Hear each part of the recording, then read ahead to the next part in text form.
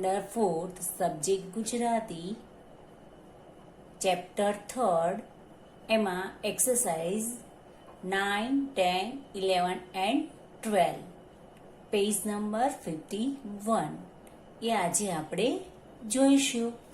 તો એમાં છે શોધો અને લખો.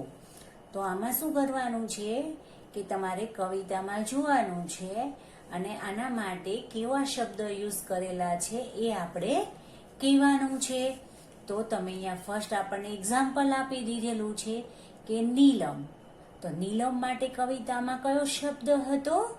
તો નીલમ હતો ને. નીલમ એટલે કે લ જોડેલો છે એટલે નીલમ છે ને. એવી રીતે અહીંયા ફિલમ તો ફિલ્લમ, ગિલ્લી તો ગિલ્લી, પેલે તો પેલે, ધમ તો ધમ, ચલક તો ચલ્લક. એવા શબ્દ છે ને. એવી રીતે તમારે આ શબ્દ કવિતામાંથી શોધીને લખવાના છે. હવે છે જો ભાવેશને ભાવ્યેશ કહીએ તો કેવી મજા પડે. ઘણીવાર છે ને બોલવામાં તકલીફ હોય ને કે સમજ ના પડતી હોય તો આવા શબ્દ ઘણીવાર ઉચ્ચારાતા હોય છે. ભાવેશ બોલતા ના આવડે ને તો ભાવ્યેશ કહેતા હોય છે. તો લખો અને મોટેથી વાંચો. તો અહીંયા છે ભાવેશ તો ભાવેશ, રમેશ તો રમેશ, ગોપાલ તો ગોપાલ, જલેબી તો જલેબી, નીલા તો નીલા, સમીના તો સમીના.